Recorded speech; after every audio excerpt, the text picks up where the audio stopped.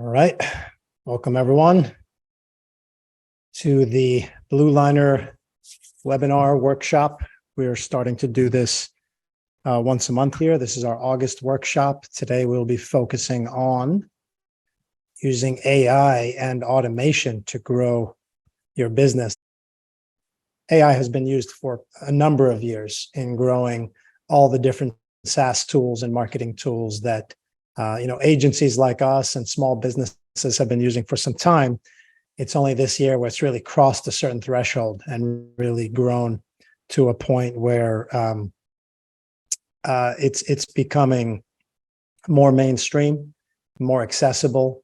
Obviously, ChatGPT and what's happened just in terms of content generation has become a huge source of efficiency and exploration for people.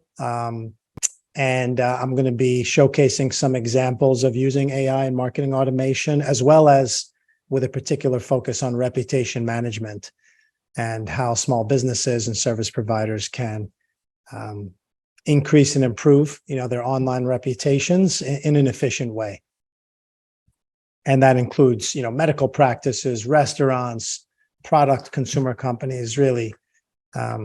Almost any and every type of business is susceptible and really subject to reputation management nowadays. So first and foremost, AI in the marketing space is, again, something that's been used, SaaS tools like things as simple as MailChimp, Twilio, how to just send an automated alert or reminder to a client about, let's say if you're a gym, just reminding people that they have appointments and bookings set. Simple tools like that, intelligence tools, letting people know, giving them opportunities to engage, special offers, thank you for coming, thank you for shopping. Tools of that nature help users and customers better engage with the brand, follow up, and give a more chance and likelihood of a repeat purchase or repeat sale, and a referral as well. So it just, with all the different tools and all the different opportunities to market both online and offline, using AI and automation effectively will help you streamline and save time and gain efficiency if you're able to use it the right way.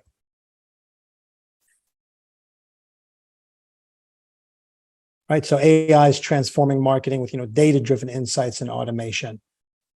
You can use AI-powered tools to personalize content and optimize your campaigns, whether they're paid ad campaigns or organic campaigns.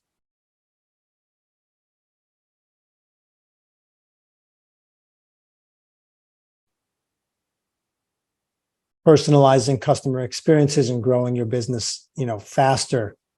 Is I would say the number one benefit of using and exploring AI and marketing automation. And again, the big trend that's happened this past year with AI is it's all become more accessible. For example, I'll show you a couple of examples, not just for content, but also for image generation, video generation of presentations, proposals, things of that nature. One tool, for example, that I use to develop this presentation is a tool called Canva. If you haven't heard of it, definitely take a look. It's a freemium product. There's a free version. And I think, as a matter of fact, let's go ahead and come out of this core presentation. I'd like to demonstrate this because talking is one thing. I think demonstrating the use of tools is another. Let's come in here into Canva, canva.com. It's really a fantastic tool. Think PowerPoint, think Google Slides. And I'm sure, Microsoft and Google are working on similar features. So Canva is great for, designers, but also people that aren't designers that are looking to design anything from logos to social posts to videos. In this case, let's stick with presentation. So coming in here, creating a presentation for your business. Let's say you have to give a speech at a conference, and what would the topic be? So Canva has different kinds of templates that you can use if you have your own content and your content is ready to go and you're just looking for a good stylized design and graphics, stock images, which can take a long time to find online in general. All of that is built into Canva, especially the premium versions, like thousands and thousands of different stock images and videos. But in this case, let's say we want to go beyond that. Let's say we're not just trying to create a design, but we need some help with content. So let's come up with something. They have this new tool called Magic Design built into Canva here, where you describe the presentation you want, and we'll do a draft. So what should we do here? Let's say maybe something with health and fitness. I'm really just thinking off the top of my head now. Okay. How to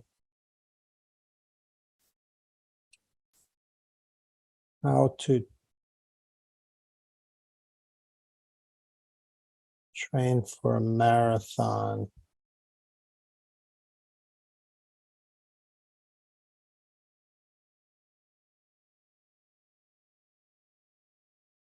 Let's maybe do something a little more general. How to get fit and lose weight in 30 days.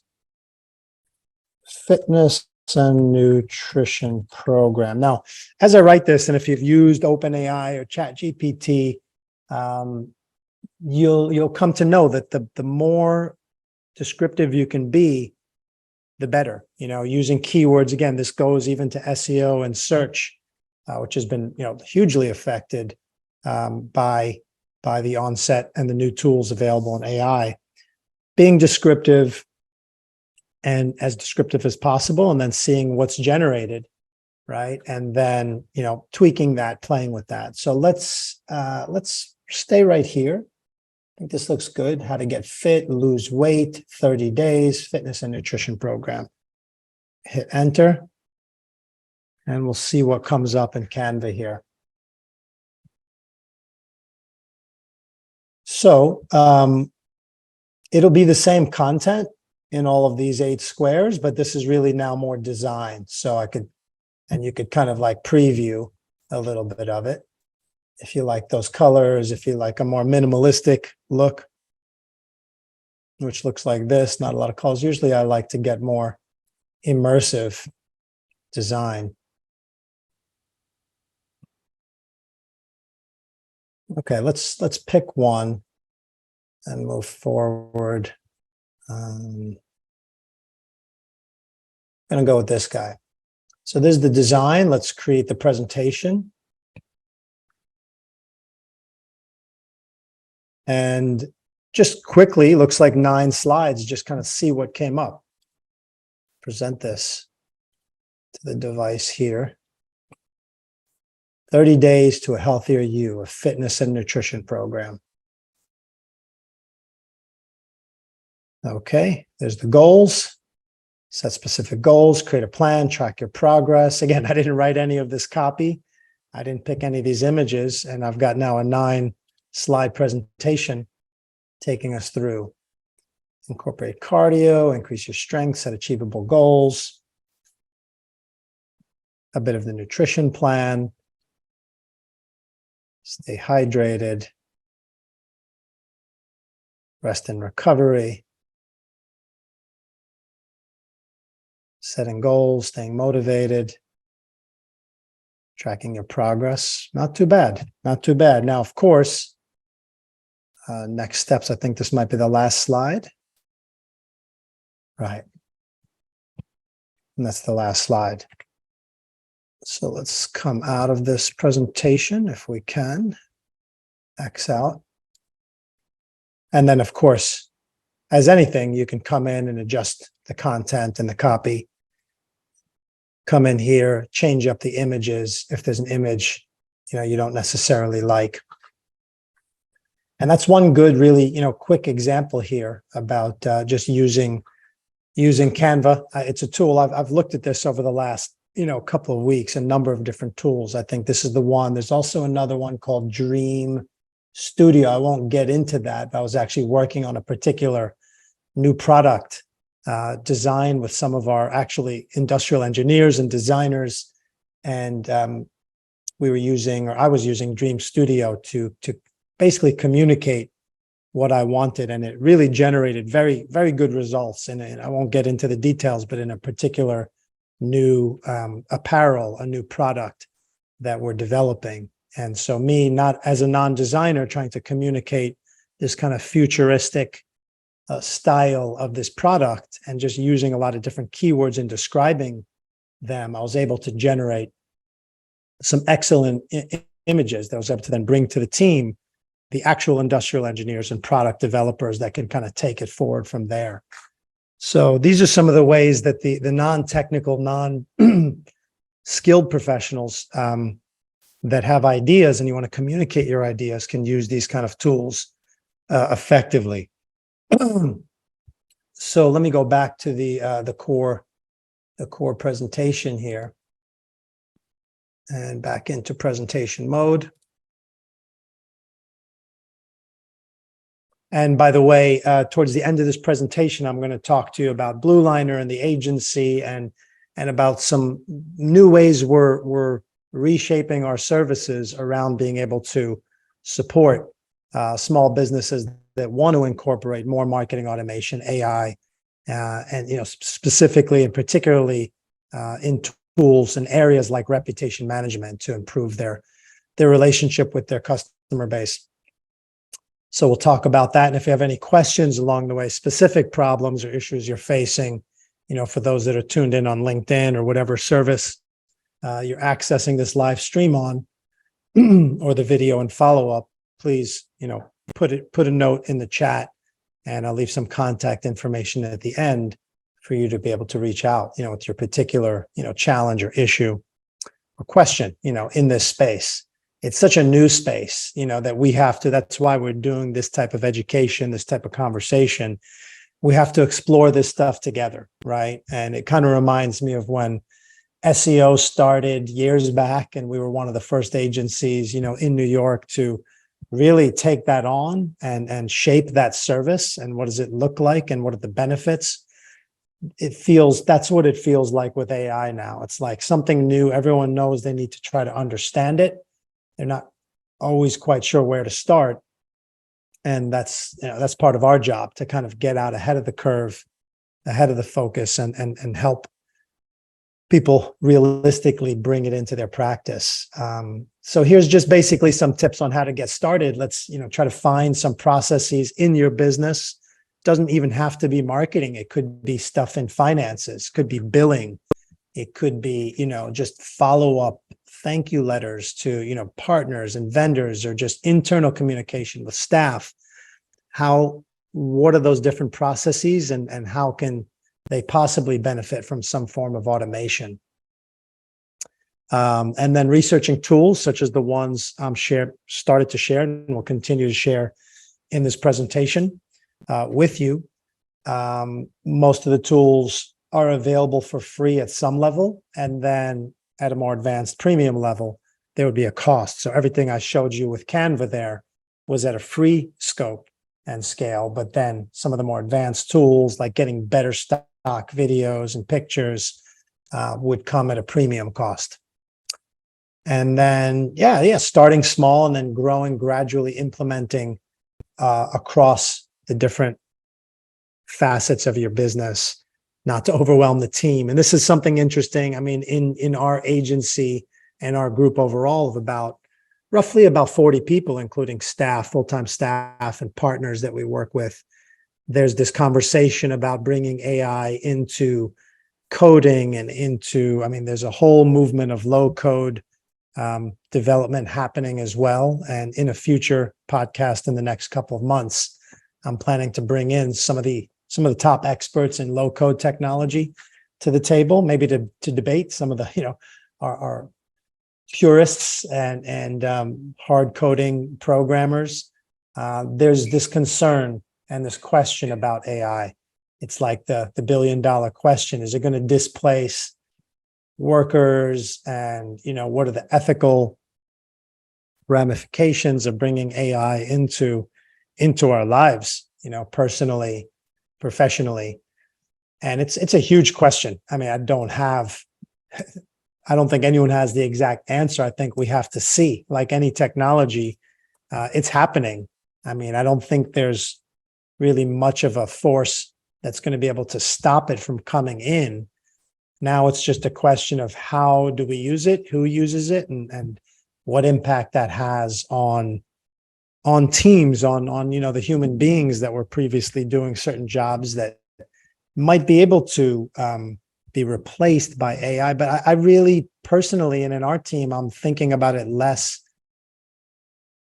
as a replacement and more of an enhancement. How do we take the core 40 people we have? We're always looking at our development team, 10, 12 developers, and saying, how can we achieve more faster? And we don't have the budget to hire an extra 10, 20, 30 developers. We're a small business, like most companies and entrepreneurs run small businesses, right? How do we take the people we have and arm them and equip them with tools and these automations to be more productive, more efficient, right? To do better customer service, and content and follow-up without having to manually be in every conversation if there's thousands of conversations to be had. And that's the way I think about it. That's the way we're implementing it, across Blueliner in our agency. And we're looking to bring that same level of everything we learn and efficiencies to our clients. One more anecdote, and then we'll jump into the reputation management portion. It's, meeting with a small business owner recently at a local Jersey City restaurant. So many needs, the list of needs that they have in terms of marketing and operating their business. They need new pictures of the food. They need different, types of follow-ups on their social media. There's email, there's all these areas, and they have no one in-house that's handling that. And the people they were working with, previously, hopefully, will be us next, just weren't as dependable and reliable. So you could see the pain that these managers and small business owners face because, they feel they don't have the budget to get all the help and support they need. And that's the nexus. That's the point where you use these automation tools and these AI. And that's the nature of what I was discussing before. Agencies, like us, finding ways to use these tools so we can actually provide more service to more clients without breaking the bank for them and without having to spend hours and hours on end for us. Because if we have to spend more hours, that's more time, that's a higher billable rate to the small business that can't always afford that. That's the friction that can be solved using these tools. So let's talk and shift a little bit of the conversation to reputation management, and then we'll work in how we can use marketing automation, tools, and AI. In certain cases we can, and in other cases, there's still got to be a human touch. I'm still a huge believer, and always will be, in that nothing can really replace really true conversational, human touch, whether it's in person, on the phone, or through even chat, right, and email. And even when it's AI, there's got to be a human being and a human voice and a tone and a sentiment that trains that AI how to talk. It's just like training a new person in your business. The senior person, the vision person has to train the new customer service rep or the new staff person coming in on how to handle certain situations, right? And they're usually more effective at it. So similarly, you'd have to train either a person or the technology system you use on how to respond. And online reputation management is about influencing how people perceive your brand online. It's important to monitor the feedback. Of course, there's always going to be some negative review or some bad experience. How do you deal with that? Usually that's the one that stands out quite a bit. And we'll talk about some strategies and some things we do with restaurants, with our tour operators and hotels, as well as medical and wellness practices that we have worked with for years to help them in this particular area. This is a great quote, and this is one of the tools, by the way, that's worth looking into. Yotpo.com. Take a look at it. It's a great reputation management and marketing automation platform.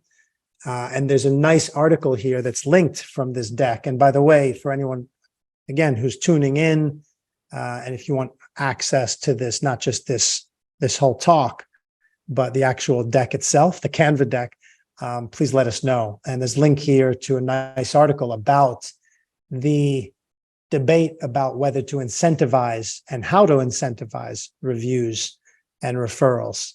There's rules. The FTC has different rules and legislation about it. And then Google and all the big tech platforms look to enforce, some stronger than others, how they monitor that. So something certainly to be careful about.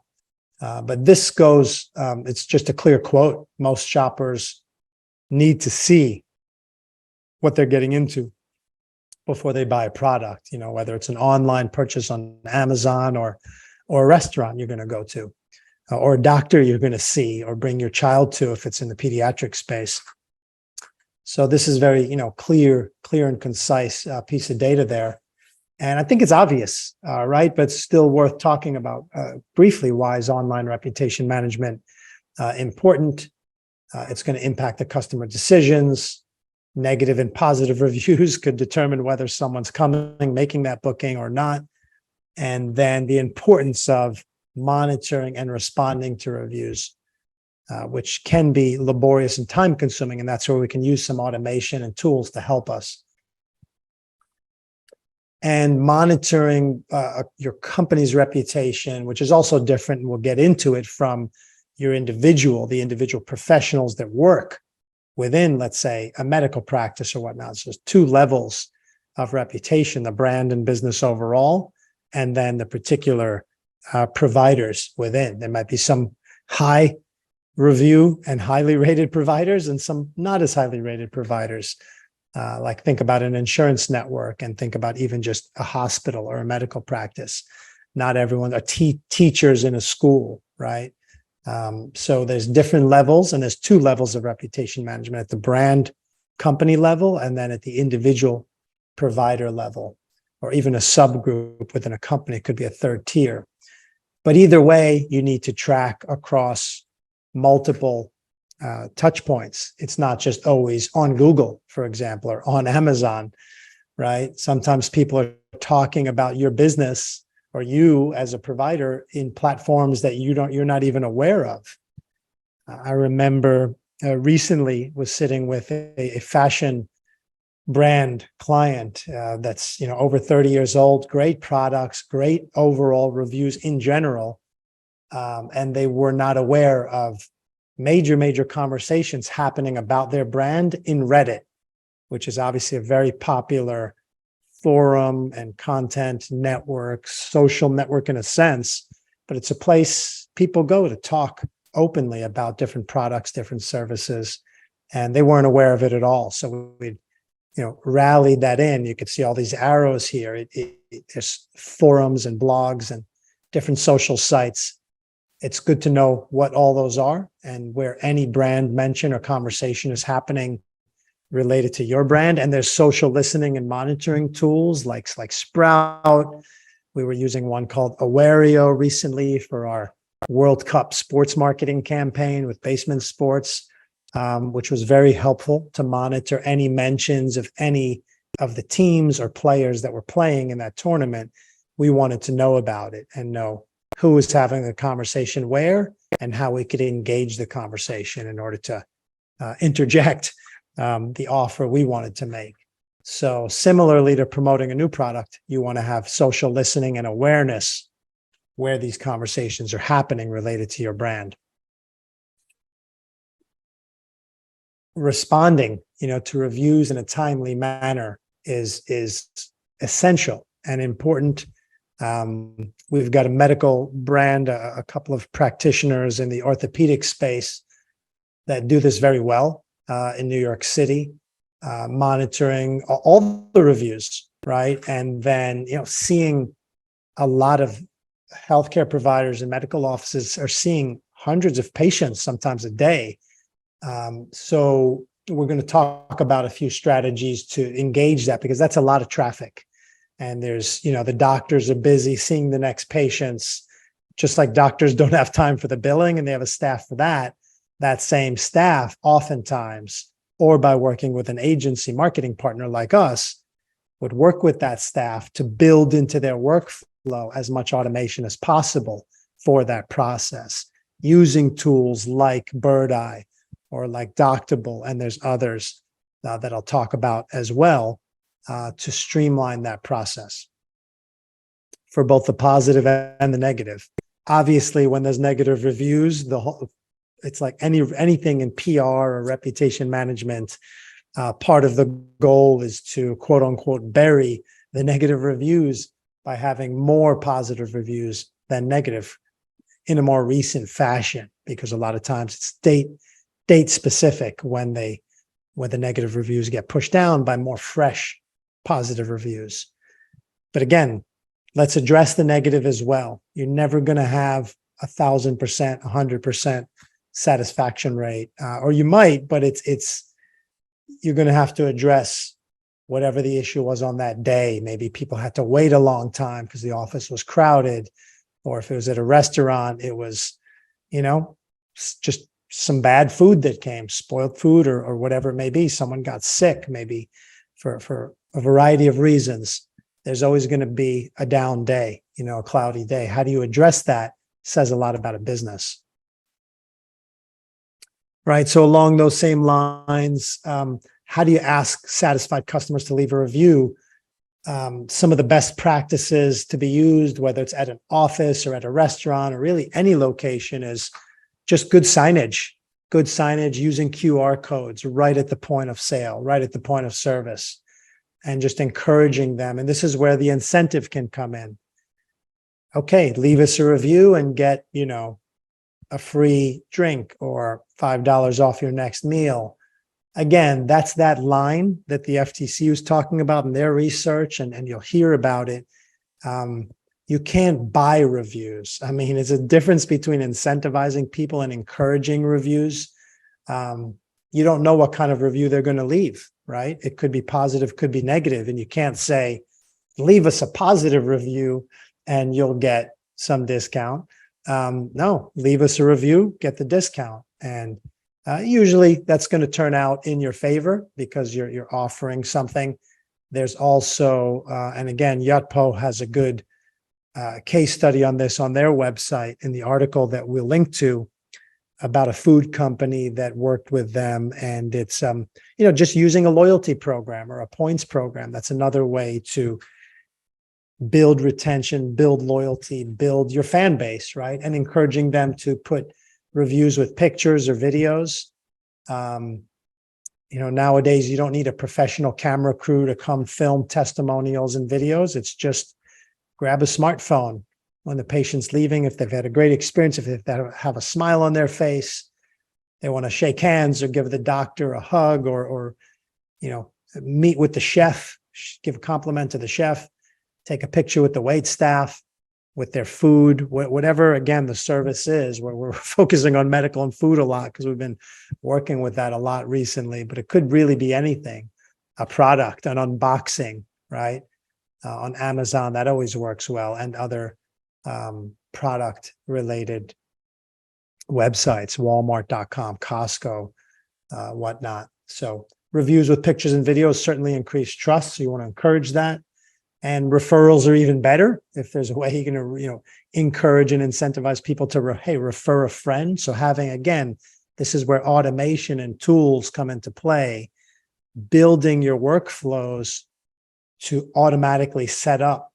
Why should someone put their phone number in if they've been at your restaurant, and if they came through, let's say, Grubhub or some online third-party service? How do you convert that now customer of yours into your database, into your CRM? That's a huge conversion if that can happen, because if it doesn't happen, and you run, let's say, a sushi restaurant in New York City, they might forget what that restaurant was. Next time they want sushi, they go back to Grubhub. They might not remember where you were, what your name was, but they were your customer. So how do you convert everyone who walks in that door? And you do it through these QR codes, these offers, these deals to get some piece, whether it's an email or a phone number or a social connection, some piece of that consumer's information into your system. Now you can work them through your own marketing automation program, right? And then sharing those positive assets and graphics on your website, on your social media, and also encouraging them to do it as well. Another great way to build loyalty is like, hey, you share a post of your experience at our service or at our experience on your own social network and tag us, and we'll give you some kind of offering or loyalty points for that. Those are some of the best practices for good, and obviously for the bad, addressing those negative reviews. Someone had a bad stay at the hotel, it was noisy, their sheets weren't clean, or whatever it was, address it right away. If there's some issue, whatever the issue was, owning it, right? Not necessarily always making an excuse, not making excuses, owning it, letting them know, and other people that are reading those negative reviews know that you care, that you're on it, that you appreciate, their feedback, and that you'd love to win their trust or, have them back. And that's, it's more important to spend time on the negative reviews, but you want to spend time on both. And again, that takes time and effort, which is where some of the automation tools can help. Having, a handful of stock responses, scripted and stock responses, but that are authentic, and then empowering whoever's on customer service to be able to add a little personalization, a little customization. I think that's a nice balanced combination of leveraging some automation and some AI with some personal touch as well. Again, we're talking about, healthcare and wellness practitioners a lot. And I mentioned this before, but it's important that both the organization and the practitioners follow up and have some purview, some overview on all the touch points where they might be getting reviews. So for example, how many platforms can you manage? Doctors are reviewed on ZocDoc, on Vitals, on Health Grades, in other places, Google reviews. And all of that should be looked at by somebody. And it's going to be very hard for that to be the doctors and practitioners themselves. They need support from their staff. So we spend a lot of time training and working with the staff, also speaking with the providers, because sometimes the issues in the feedback relates to, bedside manner or some outcome that wasn't favorable. And you actually do need the doctor's feedback on what happened. And they can come in on occasion into these platforms, not that you want to take. I mean, there's so much privacy when it comes to healthcare and HIPAA that having these conversations live on Google kind of, goes against, patient privacy and situations where you want to address the concerns. So there's definitely a fine line and a nuance, and that's an area that we spend time working with, having workshops like this with our clients at Blueliner, with the providers as well as their support staff, and we become essentially an extension of that support staff. So how many platforms can you manage? Well, more if you use some of these automation tools, like particularly we use BirdEye with the practices I was mentioning before in New York City. It's 2 orthopedic practices. And again, there's thousands of patients that walk through that door. We have all the email addresses, the contact information, and on occasion, on a periodic timetable, we'll put those emails into the system, into BirdEye, which will then automate a message from the doctors to the patients, thanking them for their business and their visit, asking them how they're feeling, and then asking them if they feel up to it to leave a review on one or more of these platforms, whichever ones we feel we would like to see more feedback on. And so how much time do you spend on it and who's best suited to do it? Well, I would argue it's a combination of the support staff of the medical or health practice working in conjunction with a qualified, agency, like ours, to oversee this service. Because most of the time that support staff is very busy with billing and other types of patient care responsibilities, which are vital and which do impact, the patient reviews as well. And the best tools, I would say, again, I can't claim that we know every single tool in the market. Every day there's new tools apparently coming up. Currently, the three that I've mentioned in the call today, BirdEye Doctable, we're just starting to use with a new practice we're working with, so I can't give a ton of feedback there, but the early indications look really solid. And then Yotpo, I know it's a funny name, but I'll show you the websites briefly as well before we end the workshop today. Let me actually take a minute right now to do that since we're on that topic. Right, so this is BirdEye, BirdEye.com.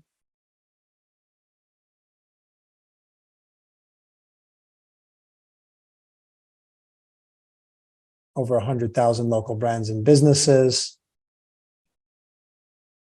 Right, and again, even things like web chat are things where you can build bots, build responses. That's AI, that's marketing automation.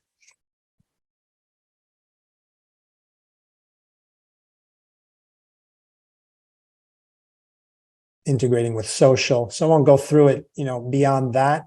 Just quickly show BirdEye, show also Doctable.com.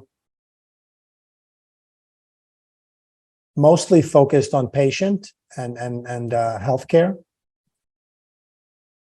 And you can see all the different solutions. And again, all of these things, these patient engagement reminders, smart messaging, voice reminders, are forms of automation that save time of someone sitting at that desk having to pick up the phone and call the 30 patients that have appointments tomorrow. This is where we're able to save time through, again, these practice management and reputation management tools.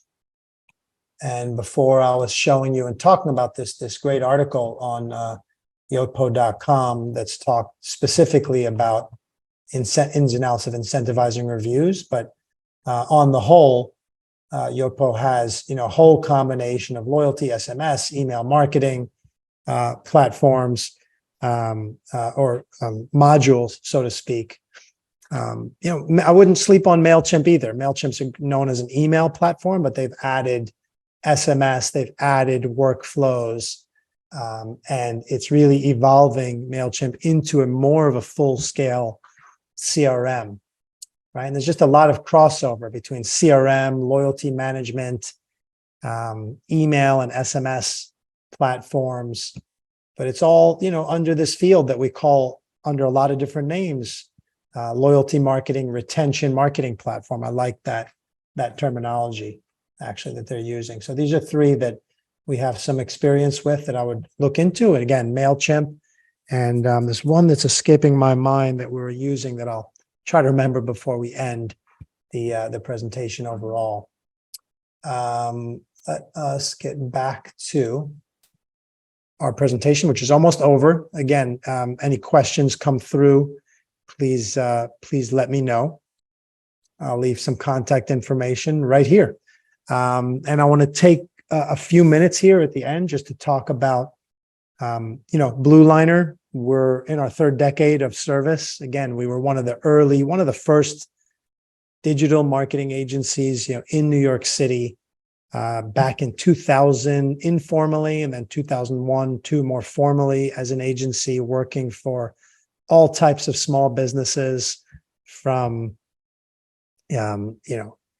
pet kennels and spas to medical practices to restaurants to hotels, First starting in and around New York and the US, and eventually, and to this day, now internationally, having worked with thousands of companies. And a trend that we're seeing is that, again, a lot of small businesses are just strapped. They're strapped on capital, strapped on cash, trying to find creative ways to grow. And they have much more to do than what they can afford to pay for. And this gets to political issues and socioeconomic issues. It is a challenging time for small businesses. And depending on the state and city you're in, some are more favorable than others in terms of, incentives and tools that they offer small businesses to be able to survive and to succeed and thrive. And so we're very focused on that. We've found ways. We still have enterprise clients and do work that is more costly because it is more custom and more elaborate. But recently, we've really, in the last 2 years, started to drive down and create these packages. And starting at $1,000 a month, that manage a number of services, including everything we covered here today: reputation management, social media strategy, using marketing automation to build your CRM and build your customer list through various social channels.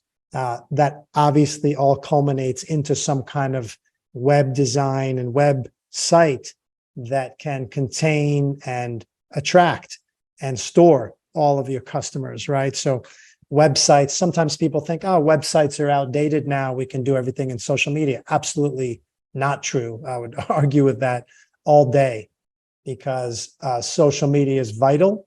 But at the end of the day, social media changed you still don't own it, right? You manage the content on that platform, on Facebook, on Instagram. That business can shut down. That platform can ban your profile for whatever variety of reasons. It may not be your preferred platform. Your own website is something you own. So you always want to keep that as the central piece. That's the sun in your digital marketing universe, and all the social profiles and all these other review sites are the satellites or the other planets. It's all important to the ecosystem.